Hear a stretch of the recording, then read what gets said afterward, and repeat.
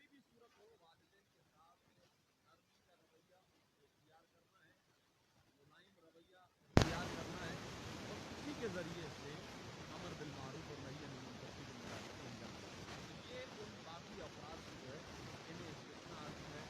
یقینی والدین کے جو احکامات ہیں بنسبت دوسرے افراد سے بہت زیادہ ہیں۔ پروردگار عالم نے قرآن میں متعدد مقامات پر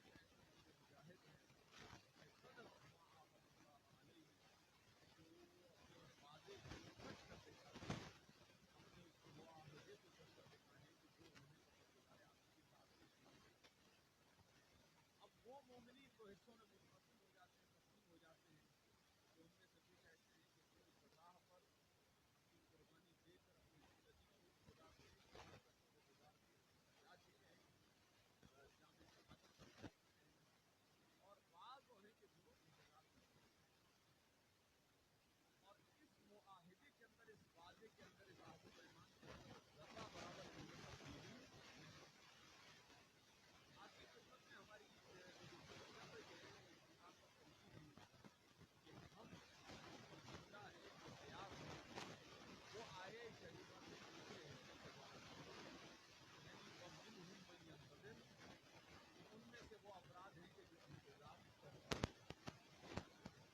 انتظار سے گفتگو ہماری شروع ہوئی تھی، اور انتظار کی ابتدائی تعریف ہی آپ کی خدمت میں پیش کی تھی کہ وقت اختتامی مراحل تک آ چکا تھا۔ آج گفتگو اس سے ایک مرحلہ اور آگے بڑھے گی۔ یہاں پر پھر ان جملوں کو دہرانا ضروری ہے کہ یہ بات ہو رہی ہے مومن کے بارے میں، ایمان کی سرحد تک جو پہنچ چکا ہے اس کی بات چل رہی ہے۔ اور کل آغاز مجلس کے اندر ہی یہ واضح کر دیا گیا تھا کہ ہو سکتا ہے کہ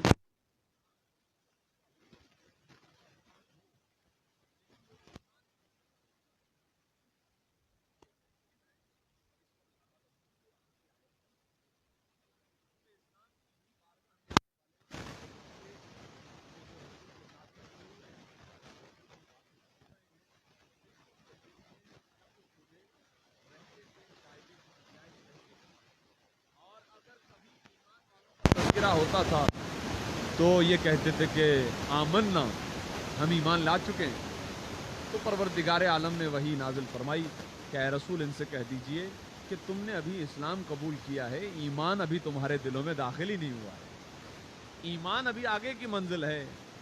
تو ایمان کو جن آسان لفظوں کے ساتھ میں نے آپ کی خدمت میں تعبیر کیا وہ یہ تھا کہ شک و شبے کی گنجائش نہ رہے۔ رسول اسلام کی ذات گرامی اور ان سے منسلک جتنی بھی چیزیں، جتنی بھی اشیاء ہیں، اور ہر وہ چیز، ہر وہ حکم جو رسول اسلام نے دیا اس میں شک و شبے کی کوئی گنجائش نہ ہو۔ جب یہ ہم کر لیتے ہیں تو ہم آ جاتے ہیں ایمان کی پہلی منزل پر۔ اور یہاں سے عرض کیا کہ ایمان ایک طولانی سفر کا نام ہے، اور انسان اپنی زندگی میں مسلسل اس سفر کو اختیار کر رہا ہے، اور بتایا کہ جب انسان ایمان کی پہلی منزل پر آ جاتا ہے تو یہ سفر جو اسے اختیار کرنا ہے وہ عمل کے ذریعے سے یہ سفر اختیار کرنا ہے۔ گزشتہ گفتگو کا خلاصہ عرض کر رہا ہوں، اور وہ اس لیے بھی کیونکہ ہمارے مومنین آہستہ آہستہ جمع ہوتے ہیں اس مجلس سے ہوتے ہوئے، تو میں اس مربوط کر رہا ہوں گفتگو۔ اچھا، جب عمل کا کہا تو انسان ہے چاہتا ہے کہ سب سے اچھے عمل کو انجام دے، تو رسول اسلام کی حدیث گرامی سے ہم نے استفادہ کیا کہ آپ نے ارشاد فرمایا کہ میری امت کا افضل ترین عمل زمانے کے امام کا انتظار کرنا ہے. اللہم صلی علی محمد. انتظار بہترین عمل ہے. انسان یہ چاہتا ہے کہ بہترین عمل کرے تو انتظار بہترین عمل ہے. اور یہیں پر ان جملوں پر توجہ کی ضرورت ہے کہ انتظار کو عمل سے تعبیر کیا ہے، کیونکہ وہ افراد کے جو، چونکہ جب بھی انتظار کا لفظ آتا ہے تو خود بخود ذہن امام زمانہ کی طرف جاتا ہے، تو وہ افراد کے جنہوں نے اہل بیت کی دشمنی کی بنیاد پر جہاں اور بہت ساری باتوں کا انکار کیا، انہوں نے اس انتظار پر بھی اعتراض کیا ہے.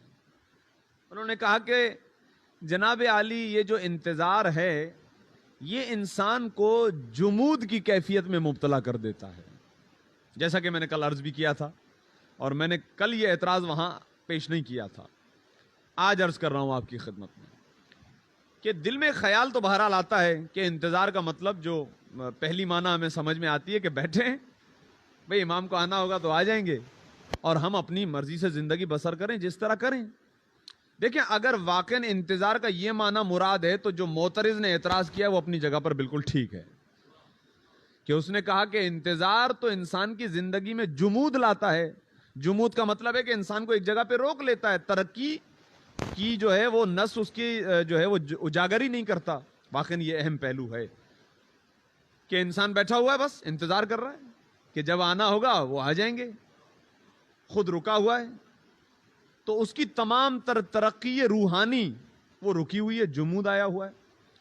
تو اس نے یہ سمجھا ہے، اس نے معترض نے یہ سمجھا ہے کہ انتظار نہیں کرنا چاہیے، اس لیے کہ انتظار انسان کی روحانی ترقی میں مانے ہے. یہ اس کا اعتراض ہے.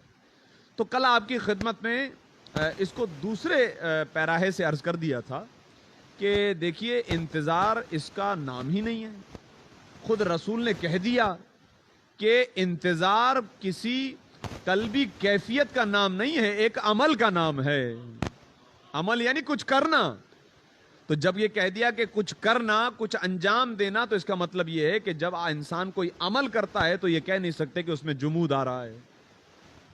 جیسا کہ میں نے جو تعریف کی تھی ایک مرتبہ پھر آپ کی خدمت میں عرض کر دیتا ہوں کہ انتظار ایک ایسی قلبی کیفیت کا نام ہے، ایک ایسے روحانی جذبے کا نام ہے کہ جس کا اثر انسان کے اعضاء و جوارح سے ظاہر ہو رہا ہو. واقعا لگے کہ یہ انتظار کر رہا ہے تو خود بخود سمجھ میں آتا ہے اس کا مطلب. انتظار کیا مطلب؟ انتظار یعنی تحرک، انتظار یعنی کوئی سرگرمی، انتظار یعنی کوئی عمل. اب آپ کی خدمت میں خود بخود اس معترض کا جواب مل جائے گا کہ جی نہیں، ہمارے ہاں تو انتظار کا مطلب ہے کہ انسان مسلسل مصروف عمل رہے. تو اس کا جواب خود بخود باطل ہو جاتا ہے. اور یہ اعتراض کرنے والے، میں نے خود ہی ابتداً آپ کی خدمت میں عرض کر دیا کہ یہ اعتراض کرنے والے وہی ہیں کہ جو دشمنان اہل بیت، جو اہل بیت سے دشمنی رکھتے ہیں، جو متعصب ہیں، تعصب کرنے والے ہیں، یہ ان کی طرف سے اعتراضات ہیں. تو رسول اسلام کی حدیث ہی اس کا جواب قرار پاتی ہے. ایک مرتبہ درود ہدیہ کیجیے.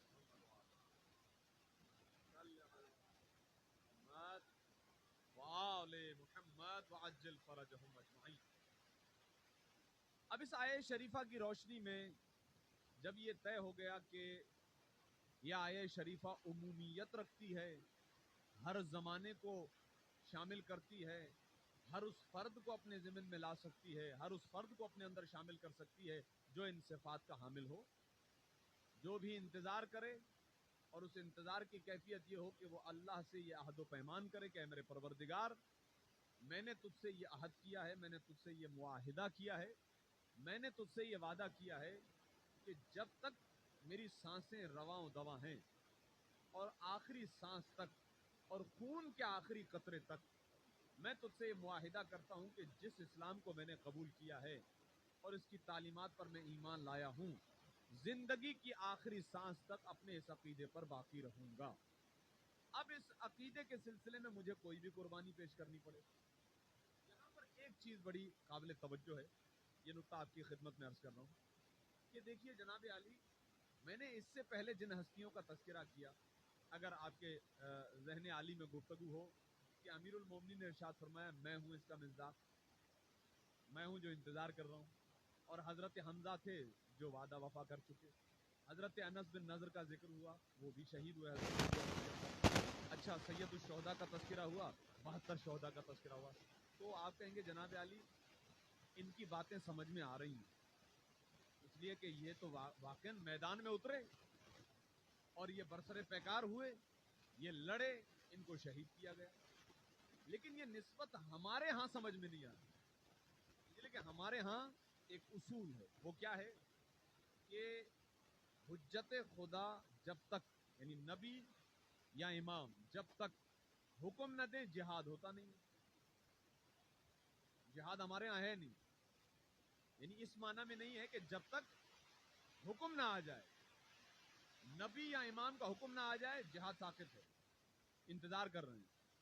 ہاں یہ الگ بات ہے کہ انتظار کا یہاں بھی وہ معنی نہیں ہے کہ کوئی آپ کے گھر پہ ٹوٹ پڑے آپ دیکھ رہے ہیں بھئی ہم پر جہاد ساقط نہیں، جان بچانا واجب ہے، یہاں والا جہاد ضروری ہے کہ آپ کو اٹھ کر اپنی جان کو بھی بچانا ہے، اپنے گھر والوں کی جان کو بھی بچانا ہے، اب اس کے لیے چاہے آپ اگلے کو مار گرائیں یہ کرنا ہے، اس کا یہ ہرگز مطلب نہیں، جیسا کہ آپ جانتے ہیں بخوبی واقف ہیں کہ کچھ عرصہ پہلے یعنی 2006 2007 بلکہ 2004 سے حالات خراب ہوئے عراق کے، تو جب صورتحال دیکھی گئی کہ داعش بڑے پیمانے پر جو ہے وہ چڑھائی کرتے ہوئے آ رہی تھی اور اب امکان تھا کہ یہ نجف اور کربلا تک پہ حملہ کرے، شہر موصل کو انہوں نے ویران کیا، کافی بڑا حملہ کیا انہوں نے، اور 200 کے قریب عیسائیوں کو قتل کر دیا انہوں نے، تو یہ بہت بڑا ظلم تھا، تو حالات کو دیکھتے ہوئے اب یہ تھا کہ اب یہ جان کے در پہ ہو رہے تھے، اب یہ حملہ کرنے والے تھے، تو اس زمانے میں پھر جہاد دفاعی یہ کیفیت ہوتی ہے، دفاع کرنا واجب ہے، تو اس پیراہے کو رکھتے ہوئے آغا سیستانی نے فتویٰ دیا، اور جس فتوے کا اثر پوری دنیا نے دیکھا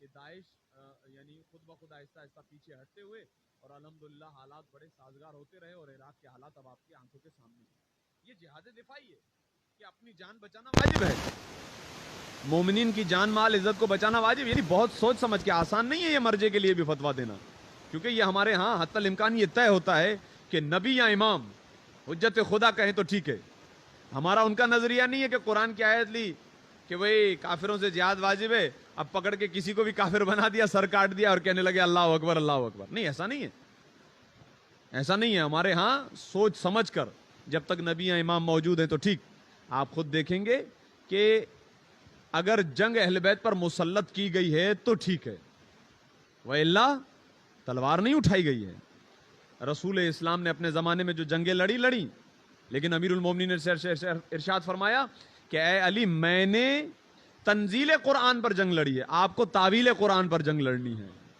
اگر مسلط کی گئی ہے تو لڑے ہیں، کہ میں مسلمانوں کی جان مال عزت آبرو ساری پامال ہو رہی ہیں تو اٹھیں، اگر آپ تاریخ کو کھنگالیں تو کتنی مرتبہ جنگ نہروان سے پہلے میرے مولا علی نے حجتیں تمام کی، بھئی آپ کو کیا مسئلہ ہے، آپ کیوں اس طرح کر رہے ہیں، بیٹھ کر بات کر لیتے ہیں، قرآن کی آیات کو درمیان میں لاتے ہیں، بہت کوشش کی ہے میرے مولا نے، لیکن جب بات نہیں بنی اور اب بے گناہ مسلمانوں کا خون بہنے لگا تو اب یہ گویا جہاد دفاعی کے طور پر میرے مولا بھی اٹھے ہیں، جبکہ وہ خود حاکم شرع ہیں، ایک اعتبار سے دیکھا جائے امام وقت ہیں، لیکن پھر بھی یہ تلوار جو ہے وہ آخری حربہ ہوتا ہے، آخر میں اٹھایا جانا ہوتا ہے، بڑے بڑے بہادر بھی دیکھا گیا ہے کہ جب میدان جنگ میں آئے لوگ ان کے مقابلے میں نہیں جا رہے، مولا جا رہے ہیں لیکن تلوار نہیں نکالی، سب سے پہلے جانے کے بعد یہی کہا ہے کہ بھائی میں تجھے آخری مرتبہ اسلام کو قبول کرنے کی دعوت دے رہا،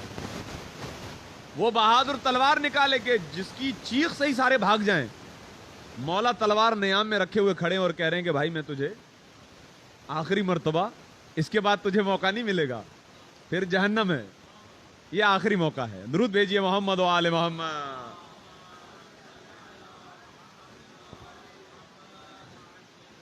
کیونکہ مولا کی جب تلوار نکل گئی تو اس کے بعد پھر موقع نہیں ہے اس بات کا، تو کہنے لگے کہ میں اسلام کی طرف تمہیں بلا رہا ہوں، تمہیں وہی عزت ملے گی، تو یہ بڑا اہم ہے کہ اس زمانے میں تو جنگیں تھی کہ وہ اللہ سے کیے ہوئے عہد و پیمان کو اس طرح پورا کر لیں کہ میدان جہاد میں اتر پڑیں، امام کے ہم رکاب ہو کر، نبی کے ہم رکاب ہو کر لڑ پڑیں اور اپنا جان کا نذرانہ پیش کریں. اور دیکھیں تاریخ گواہ ہے، جنگ خندق کی بہترین مثال، کربلا کی مثال آپ کی خدمت میں عرض کی.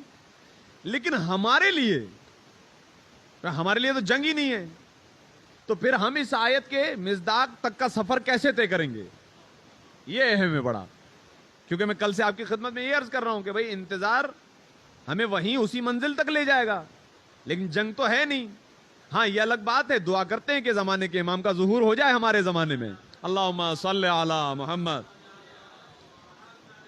ہو جائے تو جیسے کہ امام کی زندگانی کے علامات میں سے ہے کہ امام جہاد کریں گے اور بلائیں گے الجل الجل کہنے والوں کو، تو وہ الگ بات ہے کہ امام کے ہم رکاب ہو کر یہ سعادت ملے تو ٹھیک. لیکن فرض کرتے ہیں کہ خدا نہ کرے ایسا نہ ہو، دل یہی ہے کہ آج ظہور ہو جائے، ابھی ظہور ہو جائے، لیکن فرض کرتے ہیں ہماری زندگی ختم ہو رہی ہے اور ابھی تک امام کا ظہور نہیں ہوا، جیسے کہ ہمارے بزرگان گزر چکے، ہمارے آبا و اجداد گزر چکے. تو پھر یہ اللہ سے کیا ہوا عہد و پیمان عملی شکل و صورت کیسے اختیار کرے، ہمیں شہادت کا مرتبہ کیسے ملے؟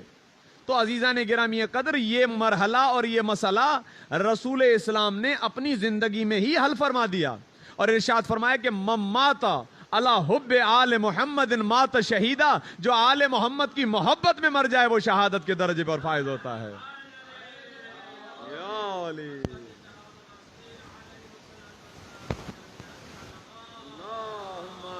صلی علی محمد آل محمد وعجل فرجہم اجمعین. یعنی شہادت فقط اس چیز سے تعبیر نہیں ہے کہ ہم جائیں اور میدان جہاد میں لڑیں، نہیں، یہ رسول اسلام کی حدیث نے عمومیت، یعنی ایک مومن کا، میں پانچویں امام حضرت امام محمد باقر علیہ الصلوۃ والسلام کی حدیث گرامی، اللہم صلی علی امام باقر کی قول کی روشنی میں آپ کی خدمت میں یہ مطلب عرض کر رہا ہوں. امام نے ارشاد فرمایا کہ خوش نصیب ہیں ہمارے وہ شیعہ جو ہمارے قائم کی غیبت میں زندگی بسر کر رہے ہیں اور اس زمانے میں ہماری ولایت پر ثابت قدم ہیں. یہ ہے یعنی امام کی امامت کو مانتے ہوئے زندگی بسر کرنا، یہ بڑا اہم ہے. اس سلسلے میں ایک مطلب عرض کیے دیتا ہوں آپ کی خدمت میں. دیکھیں کچھ وہ افراد ہیں کہ جو امام کے ساتھ زندگی بسر کر رہے ہیں، گھر سے نکلے امام کی خدمت میں، چہرے کا دیدار بھی ہو گیا، کیا کہنے، بڑا شرف ہے. اور جو مسئلہ ہے، ہزاروں مسئلے ہوتے ہیں ہماری زندگی میں، بیمار ہیں دعا کروانی ہے، صحیح ہے، رزق نہیں ہے رزق کے لیے دعا کروانی ہے. تو اس طرح کے بہت سارے مسائل ہیں جو ہمیں پیش آتے ہیں، اور کیا کہنے کہ امام سامنے موجود ہیں، مولا آپ تو جانتے ہی ہیں ہمارا یہ مسئلہ ہے. تو واقعاً یہ ظاہراً یہ لگ رہا ہے کہ یہ بہت بڑا شرف کی بات ہے، لیکن آپ کی خدمت میں آپ کے ایسا پہلو عرض کر دوں کہ رسول اسلام نے اپنے صحابہ سے پوچھا کون افضل ہے، تم یا وہ بعد والے؟ کہنے لگے یا رسول اللہ ہم افضل ہیں. کہا کیوں؟ کہا آپ کے چہرے کا دیدار ہو رہا ہے، آپ سے ملاقات ہو رہی ہے، آپ کی بزم میں بیٹھے ہوئے ہیں، آپ سے استفادہ کر رہے ہیں، تو ہم افضل ہوئے نا. رسول نے ارشاد فرمایا نہیں، تم مجھے دیکھ کر مجھ پر ایمان لے آئے ہو، مجھ سے ملاقات ہے، میرے چہرے کا دیدار ہو رہا ہے، مجھ سے سوالات کر رہے ہو، میری باتیں سن کے ایمان لا رہے ہو. تم سے وہ افضل ہیں جو لکھی ہوئی عبارتوں کو پڑھ کر مجھ پر ایمان لے آئیں گے. درود بھیجیے محمد و آل محمد. تو اصلاً واقعاً یہ آسان نہیں ہے کہ حجت خدا سے ظاہری طور پر رابطہ منقطع ہے، ٹوٹا ہوا ہے، لیکن اس کے باوجود ایمان بڑا مستحکم ہے، مضبوط ہے کہ اس پر ہماری چاہے جان چلی جائے. تو یہ جو زندگی گزر رہی ہے کہ ائمہ معصومین علیہ الصلوۃ والسلام کی ولایت پر ثابت قدم رہنا، یہ کوئی معمولی چیز نہیں ہے. اسی کو تعبیر کیا گیا ہے کہ اگر اسی پر زندگی ختم ہو جائے تو شہادت پر زندگی ختم ہوئی ہے. اور ماشاءاللہ آج کل کے زمانے میں یہ مثالیں بڑی پریکٹیکل ہیں کہ آپ جائیے بعض علاقوں کے اندر یہ ہے مسئلہ، آپ بھائی آپ کو گھر چاہیے کرائے پر, آپ گئے, اچھا بھائی آپ کون ہیں؟ شیعہ تو نہیں ہے, یہ ہے مسئلہ, شیعہ تو نہیں ہے آپ, تو پہلے طے کر چکے ہیں کہ شیعوں کو جو ہے وہ رینٹ پر گھر نہیں دیں گے. تو بسا اوقات ہم پہلو کو سمجھتے وقت نہ یار یہ کیا مسئلہ ہو گیا یار, شیعہ ہونا ہی قصور ہو گیا, گھر ہی کرائے پر نہیں مل رہا. بالکل اسی طریقے سے چھٹے امام حضرت امام جعفر صادق علیہ الصلوۃ والسلام, اللہم صلی علی محمد, امام کی خدمت میں ایک شخص آیا, کہنے لگا مولا آپ سے نسبت کی وجہ سے ہمارے امور جو ہیں وہ پریشانی کا شکار ہیں. لوگ رافضی بھی کہہ رہے ہیں, صحیح ہے, پہلے یہ اصطلاح مشہور تھی, لوگ رافضی بھی کہہ رہے ہیں ہمارے جو امور ہیں وہ مشکل میں ہیں آپ سے نسبت کی وجہ سے. تو امام نے فرمایا ہماری نسبت کی وجہ سے جو جو مشکلات تمہیں پیش آ رہی ہیں سمجھ جاؤ رحمت خداوندی تمہارے شامل حال ہو رہی ہے. یہ کوئی معمولی بات نہیں ہے. اسی لیے ہم الحمدللہ پروردگار عالم کے احسانات ہیں, جتنا شکر ادا کریں کم ہے کہ پروردگار عالم نے ہمارے دلوں میں محمد و آل محمد کی محبت کو رکھا ہے اور اسی پر ہماری تربیت ہو رہی ہے. اور ہم یہ دعا کرتے رہتے ہیں, کیونکہ دیکھیے ایمان سے ہونا کمال نہیں ہے, ایمان کے ساتھ اختتام ہونا یہ کمال ہے, یہ بڑا اہم ہے. اس لیے کہ شیطان بنسبت دوسروں کے ہمارا زیادہ دشمن ہے. وہ اس نے کہہ دیا کہ میں صراط مستقیم پر بیٹھا ہوں, اور صراط مستقیم علی ابن ابی طالب کا راستہ ہے. اللہم صلی علی محمد وآلہ. تو تاریخ پہ اگر آپ نظر دوڑائیے تو امیر المومنین علی ابن ابی طالب کا جو قاتل ہے, شاید اس سے بڑا سخت شیعہ کوئی اور نہ ملے آپ کو. یمن کی طرف جو میرے مولا علی نے خط لکھا ہے اس میں یہی ہے کہ مجھے خاص افراد کی ضرورت ہے. تو کھنگالا گیا ہے لوگوں کو, بھئی 100 شیعہ, اس میں بھی جو بہترین شیعہ 50, پھر اس میں سے نکالیے 30, پھر اس میں سے نکالیے 10, ان 10 میں سے ایک تھا ابن ملجم. جب مولا کی خدمت میں آیا تو سب سے بات کی, لیکن جب ابن ملجم سے بات ہوئی تو مولا نے کہا بیعت کرو. پھر جانے لگا, بلایا, کہا ابن ملجم تم ہی ہو؟ کہا ہاں. کہا پھر بیعت کرو. یہاں تک روایت میں 10 مرتبہ میرے مولا نے, مولا میں آپ کا شیعہ ہوں. کہا نہیں بیعت کرو. یہ کہو کہ تم یہ دیکھیے بیعت کیا ہے, یہ معاہدہ ہے. یہ ہاتھ جس پر بیعت ہو رہی ہے یہ ید اللہ ہے, یہ امیر المومنین کی بیعت نہیں ہو رہی ہے, یہ اللہ کے ہاتھ پر بیعت ہو رہی ہے. یہ وہی معاہدہ ہے جسے بار بار بیان کیا جا رہا ہے. امیر المومنین پھر بلا رہے ہیں کہ بیعت کرو, پھر جا رہا ہے, کہا بیعت کرو اور کہو کہ میں اس بیعت کو نہیں توڑوں گا. یا امیر المومنین میں بیعت کو نہیں توڑوں گا. جنگ صفین میں میرے مولا کے ساتھ ہے, ساتھی ہے مولا کا, تو ہے یا ایمان کے ساتھ یا نہیں ہے؟ بھئی اس سے بڑا ایمان کیا ہوگا کہ مولا کے ساتھ ہم رکاب ہو کر لڑ رہا ہے, یعنی جان خطرے میں ڈالنے تک کے لیے تیار ہے. تو اہم یہ نہیں ہے کہ انسان ایمان کے ساتھ ہے, اہم یہ کہ انسان کا خاتمہ بالخیر ہونا چاہیے, بالایمان ہونا چاہیے. درود بھیجیے محمد و آل محمد, صلی علی محمد.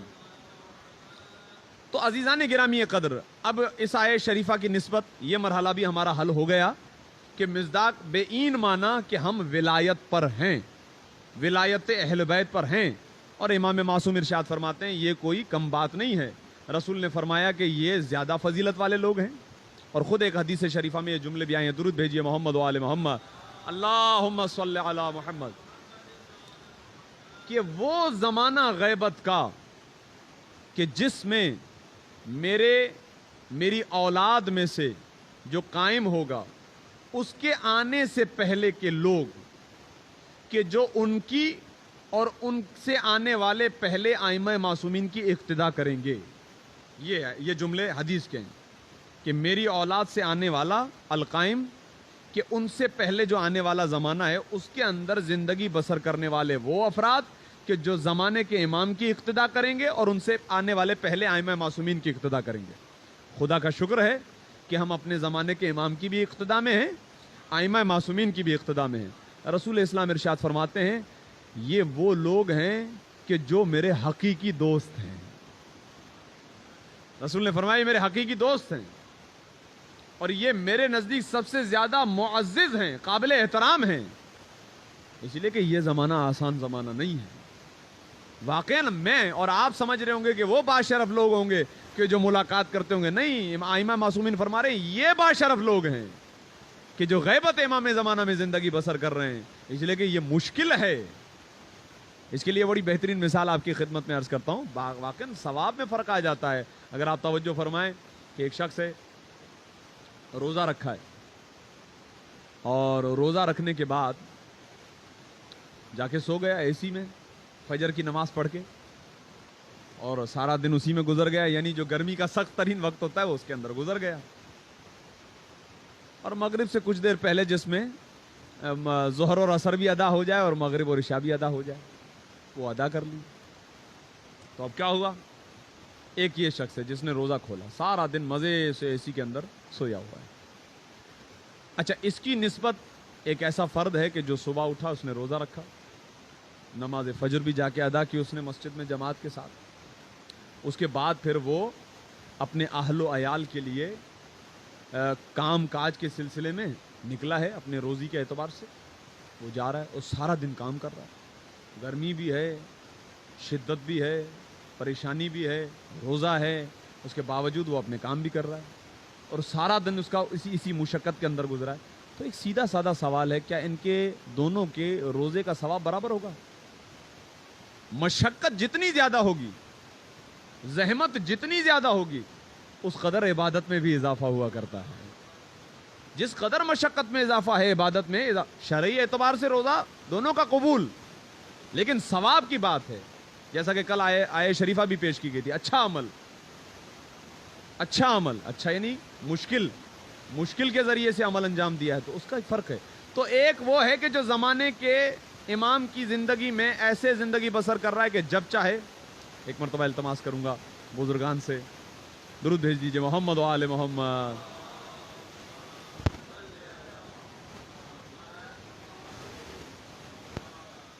نہایتی معذرت کا بزرگان سے زحمت دی, درود بھیجئے محمد و آل محمد. اللہ صلی علی محمد و آل محمد وعجل فرجہم اجمعین.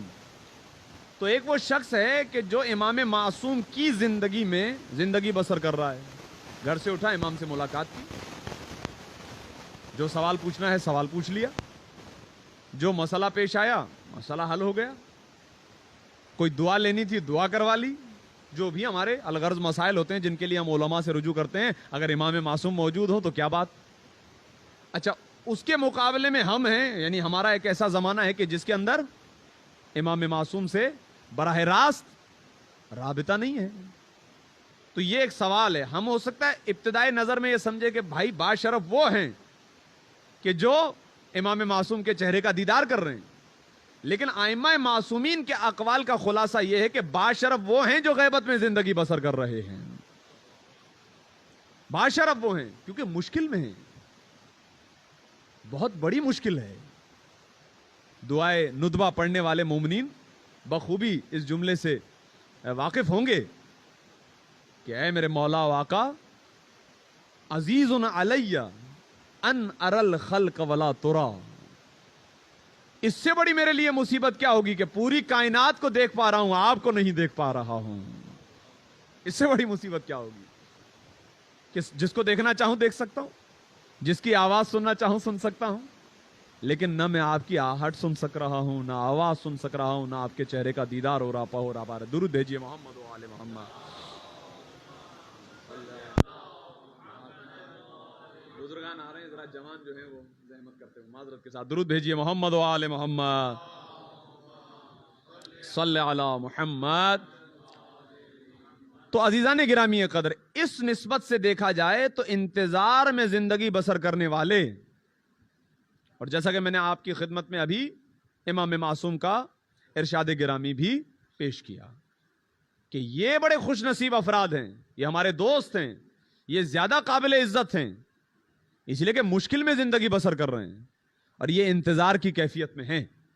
اور کل آپ کی خدمت میں انتظار کی ایک تعریف عرض کی تھی, وہاں سے سلسلہ گفتگو آگے بڑھ رہا تھا. تو عزیزان گرامی قدر, کچھ لوازمات ہیں انتظار کے, چونکہ انتظار کو معصوم نے عمل سے تعبیر کیا, سرگرمی سے تعبیر کیا, تحرک سے تعبیر کیا, تو اس کا مطلب یہ ہے کہ انتظار کا ہرگز یہ مفہوم اور مقصد نہیں ہے کہ آنا ہوگا تو وہ آ جائیں گے، ہم اپنی مرضی سے زندگی بسر کریں. اس کا نام انتظار نہیں ہے، بلکہ انتظار ایک مسلسل عمل کا نام ہے. اسی لیے کہا گیا کہ افضل عمل جو ہے وہ انتظار ہے. اس کے اندر جو بنیادی چیز ہے اور اس کا سلسلہ بڑا اہم ہے، وہ کیا ہے؟ وہ حدیث رسول کے ذریعے سے میں آپ کی خدمت میں بات کو شروع کروں کہ من مات ولم یعرف امام زمانہ ماتا میتۃ جاہلی. کہا کہ امام کی معرفت ضروری ہے. ایسا شخص کہ جو غیبت میں زندگی بسر کر رہا ہے اور اسے اپنے امام کی معرفت نہیں ہے، تو گویا یوں سمجھ لیجئے کہ جاہلیت کے زمانے میں جس طرح لوگ مر رہے تھے یہ ویسے ہی مر رہا ہے. تو معرفت ضروری ہے. یہ انتظار جو ہے اس کے لوازمات میں سے یہ ہے کہ امام کی معرفت ہونی چاہیے. اچھا دیکھیے معرفت کیوں ضروری ہے، تو یقیناً آپ بزرگان سے سن چکے ہوں گے بہترین انداز میں. میں صرف اپنے اس بات کو واضح کرنے کے لیے اشارہ دے رہا ہوں کہ پروردگار عالم نے ارشاد فرمایا کہ حدیث قدسی ہے کنت کنزا مخفیہ، میں ایک چھپا ہوا خزانہ تھا. فاحببت ان اعرف، تو میں نے یہ چاہا کہ میں پہچانا جاؤں، میری معرفت ہو. لفظ معرفت استعمال ہوا ہے. فخلقت الخلق لکی اعرف، تو میں نے ایک مخلوق کو پیدا کیا تاکہ اس کے ذریعے سے میری معرفت ہو جائے. اور فرما رہے ہیں آپ. تو اب کس مخلوق کو پیدا کیا یہ بڑا اہم ہے. تو جس نے ہم تک یہ حدیث پہنچائی ہے وہی ہمیں بتائے گا کہ وہ پہلی مخلوق کون ہے. جس نے ہم تک یہ پہنچایا کہ خدا نے یہ کہا وہی ہمیں بتائے گا. تو معصومین کے کوئی ایک جملہ نہیں ہے، بہت سارے جملے. اگر رسول اسلام کی زبانی سنا جائے تو آپ نے ارشاد فرمایا اول ما خلق اللہ نوری، سب سے پہلے اللہ نے میرے نور کو خلق فرمایا. چھٹے امام کی حدیث گرامی اول ما خلق اللہ ارواحنا، سب سے پہلے اللہ نے ہمارے ارواح کو خلق فرمایا ہے. اس طرح کے جملے ہیں. اچھا لوگ بیٹھے ہوتے تھے سوالات بھی کرتے تھے، تو پوچھ لیا کسی نے، کہا کہ مولا آپ کے ارواح کو خلق کیا گیا تو پھر آپ کیا کر رہے تھے؟ اس زمانے میں آپ کیا کر رہے تھے؟ آپ کو خلق کر دیا گیا، آپ کیا کر رہے تھے؟ تو ارشاد فرمایا کہ ہم خدا کی تسبیح اور تقدیس میں مصروف تھے، خدا کی عبادت میں مصروف تھے. ثم خلق اللہ الملائکہ، پھر پروردگار عالم نے ملائکہ کو خلق فرمایا. تو ملائکہ نے جیسے ہی ہمارے نور کا مشاہدہ کیا تو چونکہ انہوں نے ماورائے عقل ایک چیز کو دیکھا، یہ فطرت کے اندر ہے کہ انسان اس چیز کے سامنے جھک جائے. تو جیسے ہی ملائکہ نے ماورائے عقل ایک نور کو مشاہدہ کیا تو جھکنے لگے. ہم سمجھ گئے کہ شاید یہ ہمیں خدا سمجھ رہے ہیں، تو ہم نے تسبیح و تقدیس کی آواز کو بلند کیا. ملائکہ سمجھ گئے کہ خالق کوئی اور ہے، مخلوق کوئی اور ہے. یعنی کہنے کا مطلب یہ ہے کہ ملائکہ کو بھی اگر خالق کی معرفت ہوئی ہے تو محمد و آل محمد کے ذریعے سے ہوئی ہے. درود بھیجئے محمد و آل محمد. محمد وعجل فرجہم اجمعین. غور فرمانے ہیں عزیزان گرامی قدر، ان کے ذریعے سے ہوئی معرفت. تو یہ تو طے ہے کہ ملائکہ ہم سے پہلے ہیں. اب آئے ہم، تو ہمارے لیے کہا گیا کہ معرفت ضروری ہے امام کی. اس لیے کہ اگر امام کی معرفت نہیں ہوگی تو تمہیں اللہ کی معرفت ہو ہی نہیں سکے گی. تمہاری تخلیق کا سبب ہے معرفت پروردگار، اور معرفت پروردگار اس وقت تک ہو نہیں سکتی جب تک کہ تم حجت خدا کی معرفت حاصل نہ کر سکو. یہ طے، کیونکہ پروردگار عالم نے خود اپنی معرفت ان ہستیوں کے ذریعے سے کرائی ہے. تو خدا تک پہنچنا بغیر محمد و آل محمد کے ممکن ہی نہیں ہے. معرفت ممکن نہیں ہے، لہٰذا ان کو پہچاننا ضروری ہے. تو یوں سمجھ لیجئے کہ انتظار کرتے ہوئے اگر معرفت نہیں ہے یقیناً بے سود ہے. انتظار خود بخود سمجھنا بے سود ہے. دیکھا لخلقہ زبانی ہے کہ انتظار ہے، لیکن اگر معرفت نہیں ہے تو بالکل انتظار بے سود ہے. اسی لیے کہ معرفت کا تو تقاضا بڑا اہم ہے. حدیث حضرت امام جعفر صادق علیہ الصلوۃ والسلام اللہم صلی علی محمد وعلی. امام نے ارشاد فرمایا کہ جو یہ دیکھنا چاہتا ہے کہ ہمارے قائم کا مددگار اور ناصر کون ہے، ہمارے قائم کا ناصر اور مددگار کون ہے، تو وہ اس کو دیکھے کہ جو انتظار بھی کر رہا ہے اور سب سے بڑا متقی اور پرہیزگار بھی ہے. الور یہ لفظ استعمال ہوا ہے حدیث کے اندر، متقی اور پرہیزگار، اور اس کے بعد کہا کہ وہ بہترین اخلاق سے آراستہ ہوتا ہے. انتظار کرنے والے کی صفات بیان ہو رہی ہیں، معرفت ہوتی ہے اسے، اور اس کا طریقہ کار یہ ہے کہ وہ بہترین متقی ہے، بہترین پرہیزگار ہے، اور اس کے اخلاق یعنی بہترین اخلاق سے وہ آراستہ ہے. تو عزیزان گرامی قدر، یہ ایک عقلی سی بات ہے، آپ خود ہی اندازہ لگا لیجئے کہ جو ہستی حضرت آدم سے لے کر 11ویں امام تک کے اخلاق کی وارث ہو، کیا وہ اپنے منتظر کو بے اخلاق برداشت کر سکتی ہے؟ امام کا منتظر امام کی طرح، میں بہت اہم جملہ کہہ رہا ہوں کیونکہ خود پروردگار عالم نے ان کو ہمارے لیے نمونہ عمل قرار دیا ہے، قرآن کی واضح آیتیں ہیں. تو انتظار کرتے ہوئے کچھ کیفیتیں بڑی اہم ہیں، اور وہ ایک تو یہ کہ معرفت پہچان ہونی چاہیے. اچھا، یہ معرفت بھی ایک سنگین موضوع ہے، اور معصومین نے بتایا ہے کہ اس کے لیے بھی تمہیں توفیق چاہیے، توفیق چاہیے. خدا کی بارگاہ میں آنا پڑے گا اور توفیق طلب کرو. اور دعائیں ہیں، اور یہ دعا ائمہ معصومین سے منقول ہے کہ اللہم عرفنی نفسک، اے پروردگار تیری معرفت مجھے عطا فرما. فإنک ان لم تعرفنی نفسک لم اعرف نبیک، اے پروردگار اگر تو نے اپنی معرفت مجھے عطا نہیں کی تو میں تیرے نبی کو پہچان ہی نہیں پاؤں گا. اللہم عرف نبیک، اور کہیں پر آیا رسولک، اے پروردگار مجھے تیرے نبی تیرے رسول کی معرفت عطا فرما. فإنک ان لم تعرفنی نبیک لم اعرف حجتک، اے پروردگار مجھے تیرے نبی کی معرفت عطا فرما. اس لیے کہ اگر تو نے اپنے نبی کی معرفت عطا نہیں کی تو میں تیری حجت کو نہیں پہچان پاؤں گا. اللہم عرفنی حجتک، اے پروردگار مجھے اپنی حجت کی معرفت عطا فرما. فإنک ان لم تعرفنی حجتک زللت عن دینی، اے پروردگار اگر تو نے اپنی حجت کی معرفت مجھے عطا نہیں کی تو میں دین کے معاملے میں گمراہ ہو جاؤں گا. یعنی اگر معرفت نہیں ہے تو انسان گمراہ ہے، راستہ نہیں ہے اس کے پاس.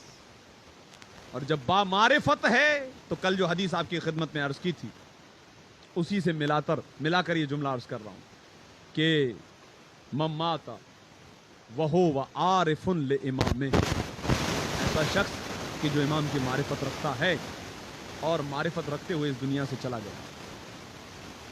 کمن کان کمن ہو مع القائم فی فسطاطہ، یہ شخص ایسا ہے گویا امام زمانہ کے ساتھ خیمے میں بیٹھا ہوا ہے. اس مثال کو سمجھانے کے لیے اگر ہم تاریخ کی طرف جائیں تو یہ بات زیادہ واضح ہوگی. وہ کیا ہے؟ رسول اسلام تشریف لائے شہر مدینہ میں، اور آتے ہی ادھر ادھر دیکھ کے اپنے صحابہ کرام سے کہنے لگے کہ مجھے قرن کی طرف سے جنت کی خوشبو آ رہی ہے. مجھے قرن کی طرف سے، ایک علاقہ ہے قرن، وہاں سے مجھے یمن کا نام بھی آیا ہے، جنت کی خوشبو آ رہی ہے. اچھا، کہنے لگے جی ہاں ایک شخص آیا تھا آپ کا پوچھتے ہوئے، اور اس نے سارا دن آپ کا انتظار کیا، لیکن چونکہ آپ دیر سے پہنچے تو وہ کہنے لگا کہ مجھے اتنی اجازت نہیں ہے کہ اتنی دیر بیٹھوں، تو وہ چلا گیا. واقعہ آپ کے ذہنوں میں آ رہا ہے اب آہستہ آہستہ. کون ہے وہ؟ حضرت اویس قرنی. کیا رسول کا دیدار ہوا انہیں؟ لیکن ہیں گویا ایسے کہ رسول کے ساتھ زندگی بسر کر رہے ہیں. رسول کا دیدار نہیں ہوا ہے لیکن زندگی ایسی معرفت کے ساتھ گزار رہے تھے کہ رسول جیسے ہی شہر میں داخل ہوتے ہیں کہتے ہیں جنت کی خوشبو آ رہی ہے. تو انتظار کرنے والے کا کمال یہ ہے کہ جہاں سے گزرے جنت کی خوشبو آنی چاہیے. درود بھیجیے محمد و آل محمد. सल्ले अला मुहम्मद। और वाकई वो बेहतरीन मुंतज़िर थे, इसमें कोई शक नहीं है अज़ीज़ान गिरामी क़दर। चूँकि दामन वक्त में इतनी गुंजाइश नहीं है, मैं काफ़ी देर से बैठा हूँ और मोमिनीन चूँकि वहाँ की मजलिस के बाद यहाँ पर आते हैं, तो मसाइब की तरफ जाने से पहले फ़कत अपनी ज़ात की तरफ मुतवज्जे करने के लिए और इंतज़ार और मारिफत के मफ़हूम को मिलाने के लिए कि अगर बग़ैर मारिफत है तो यकीनन इंसान का अमल उस पैमाने तक पहुँचेगा नहीं, क्योंकि बग़ैर मारिफत के इबादत भी उसकी वो मज़ा नहीं है। छठे इमाम की हदीस मुबारका का मफ़हूम अर्ज़ कर दूँ कि मारिफत के बग़ैर इबादत खुदा से दूर करती है, मारिफत के साथ इबादत हो तो करीब करती है। ठीक, तो एक शख्स था मस्जिद में रो रहा और उसके रोने की कैफियत भी बड़ी सख्त थी। जो नमाजी हजरात थे वो देख रहे थे, भाई ठीक है, मामूलन एक बंदा जिस तरह रोता है ये उससे ज़रा ज़्यादा रो रहे हैं निस्बत। जो पेश इमाम थे उनसे आकर लोगों ने कहा कि ज़रा आप पूछ लीजिए, अल्लाह खैर करे, जिस अंदाज में रो रहे हैं कहीं इनकी रूह परवाज ना हो जाए। तो आए करीब और आकर पूछने लगे कि खैरियत से हैं, आपको कोई तकलीफ़ है, कोई जहमत है? उन्होंने कहा कि रात जो मैंने ख्वाब देखा है, काश इस ख्वाब के देखने से पहले मैं मर जाऊं। ये ख्वाब में क्या ख्वाब देखा आपने? तो ख्वाब में मैंने ये देखा कि मैं अपने घर बैठा हूं, अपनी मस्ती में, दरवाजे पे दस्तक हुई। अब जब मैं दरवाजे पर गया तो मैंने देखा कि एक हस्ती है नूरानी। सवाल किया आप कौन? तो उन्होंने कहा कि मैं तुम्हारे जमाने का इमाम।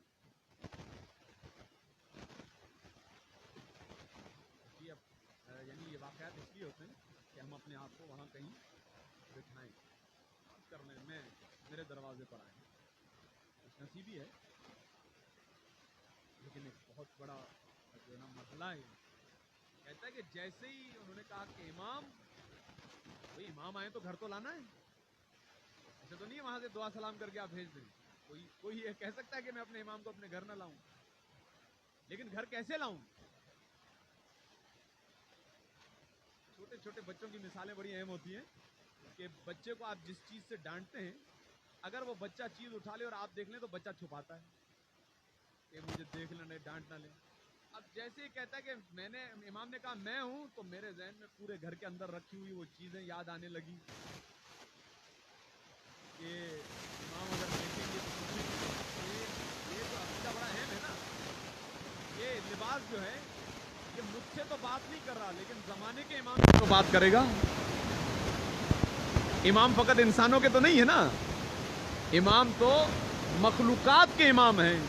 इसका मतलब क्या है कि जानमाज रखी है वो भी बोलेगी, जुज़दान में रखा हुआ कुरान भी बोलेगा, हर चीज़ बोलेगी कि मेरा क्या इस्तेमाल है, हर चीज़ बोलेगी। तो जहन में आने लगी सारी चीज़। मैंने कहा कि मौला बस कुछ देर के लिए ठहर जाओ, मैं अभी आया।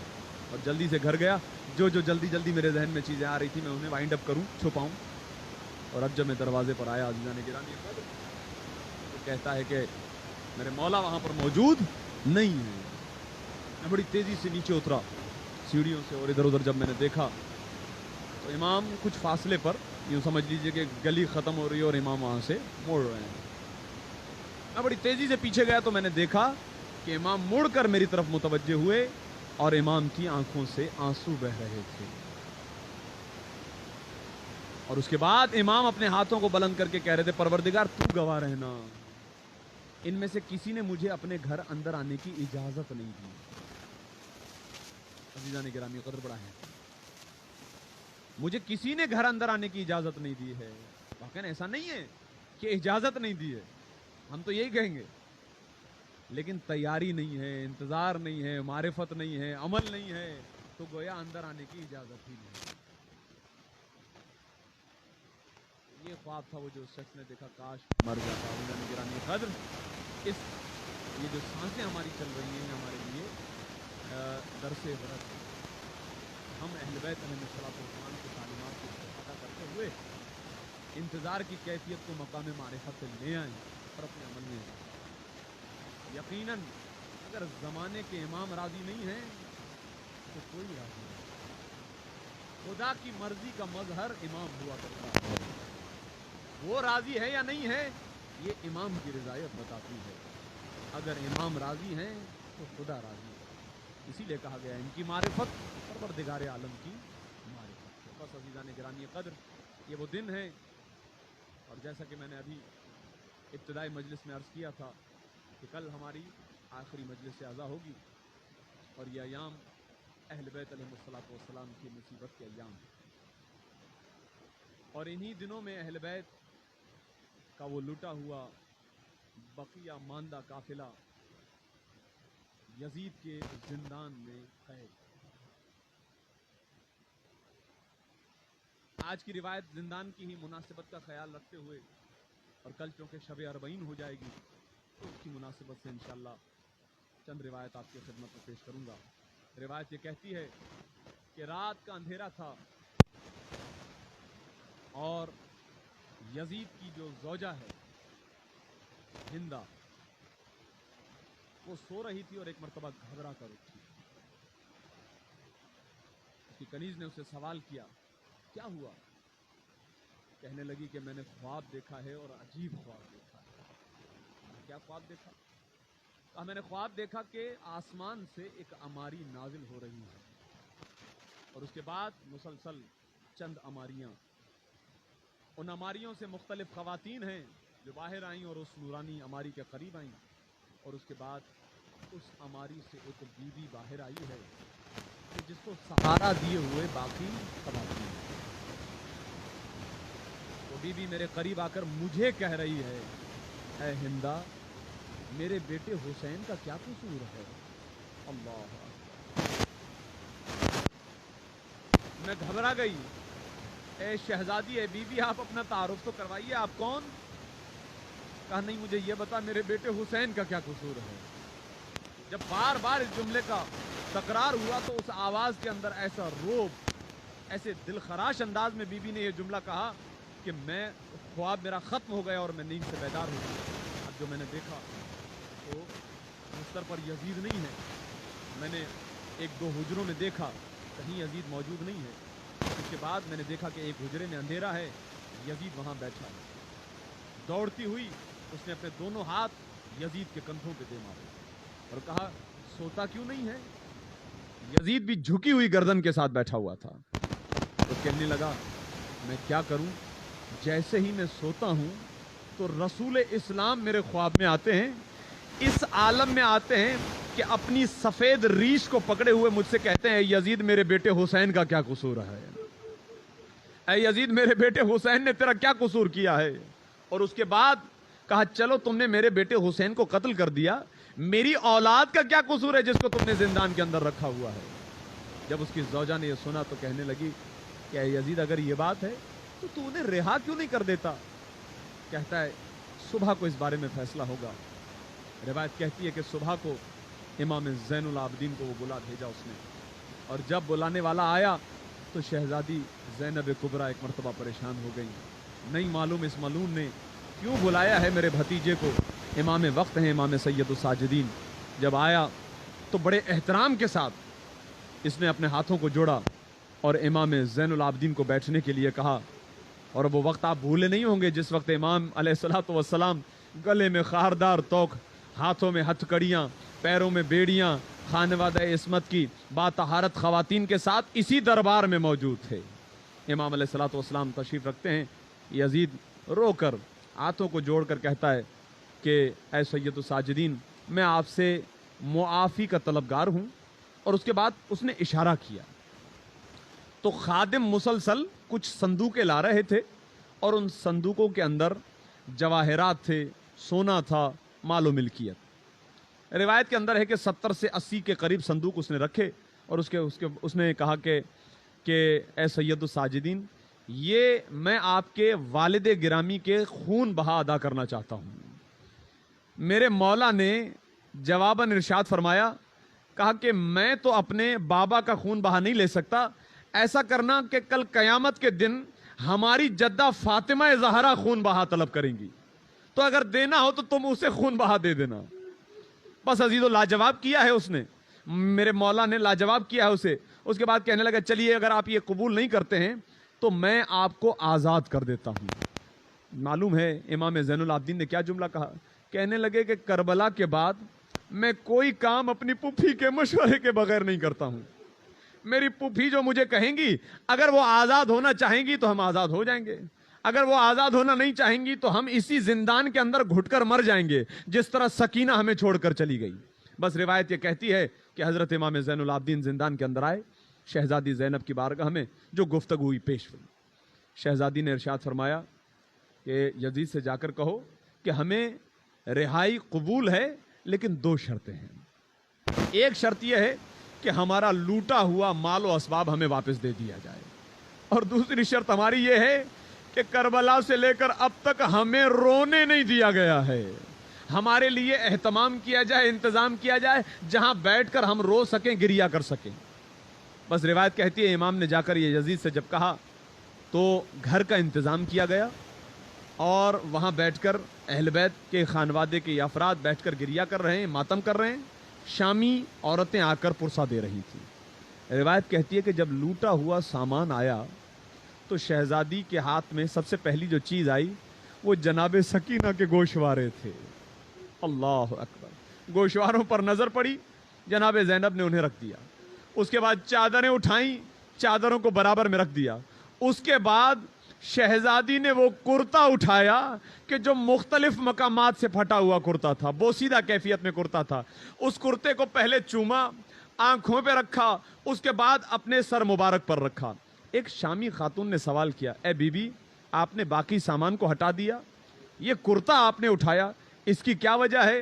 شہزادی گریہ کرنے لگی اور کہنے لگی کیا بتاؤں، یہ وہ کرتا ہے کہ جو میری ماں مدینے میں سیتی رہتی تھی اور آنسو بہایا کرتی تھی، سیتی رہتی تھی اور گریہ کرتے رہتی تھی. اور ایک دن مجھے بلا کر کہا، کہنے لگی کہ زینب جب بھیا آخری وقت رخصت کے لیے آئے تو میری طرف سے اپنے ہاتھوں سے یہ کرتا پہنانا، اور جب پلٹ کر مدینے آ جاؤ تو یہ کرتا میری قبر پر ڈال دینا. بس شہزادی اسی وجہ سے وہ کرتا اپنی آنکھوں سے لگائے رہے. روایت کہتی ہے اس کے بعد شہداء کے سر آئے. آخری جملہ عرض کر رہا ہوں آپ کی زحمت تمام عزیزوں. روایت کہتی ہے کہ اس کے بعد سر آئے، اور جیسے ہی سر آئے تو شامی عورتیں بیان کرتی ہیں کہ کوئی نہ کوئی بی بی بڑھتی اور سر اٹھاتی، اپنی گود میں رکھتی اور اس کا ماتم کرنا شروع کرتی، مرثیہ پڑھتی، گریہ کرتی. لیکن ہم نے دیکھا کہ 2 ایسے چھوٹے سر تھے کہ جو ایک طرف رکھے ہوئے ہیں، ان کے اٹھانے والا کوئی نہیں تھا. ایک خاتون اٹھی اور کہنے لگی کہ کیا ان کی ماں مر گئی ہے کہ جو ان کو پرسا دینے والا کوئی نہیں ہے؟ ایک بی بی نے کہا نہیں، یہ زینب کے بچے اون و محمد ہیں. شہزادی زینب خود اٹھی، کہنے لگی میں کس کس کا ماتم کروں؟ اپنے بھائی حسین کا ماتم کروں، اپنے بیٹے علی اکبر کا ماتم کروں، اپنے بھائی عباس کا ماتم کروں، یا اون محمد کا ماتم کروں. الا ولعنۃ اللہ علی القوم الظالمین وسیعلم الذین ظلموا ای منقلب ینقلبون. بار الہ تجھے واسطہ ہے تیری خلقت طاہرہ کا، ہماری اس عبادت کو اپنی بارگاہ میں قبول فرما. ادارے کی جانب سے فرش عزا کا اہتمام کیا گیا اور مومنین جنہوں نے شرکت کی، جناب زہرا کی جانب سے بہترین اجر عطا فرما. اس فرش عزا کے حق کا واسطہ ہمارے گناہان کبیرہ و صغیرہ معاف فرما، ہمیں تعلیمات اہل بیت پر عمل کرنے کی توفیق عطا فرما. یہ مجلس عزا بطور پرسا اپنے مولا و آقا کی خدمت میں پیش کر رہے تھے. ہمارے مولا و آقا کو ہم سے راضی و خوشنود فرما، امام کے ظہور میں تعجیل فرما اور ہمیں امام کے آوان و انصار خاص میں شمار فرما. ربنا تقبل منا انک انت السمیع العلیم. ما شاء اللہ لا حول ولا قوة الا باللہ العلی العظیم. صلوات برکات.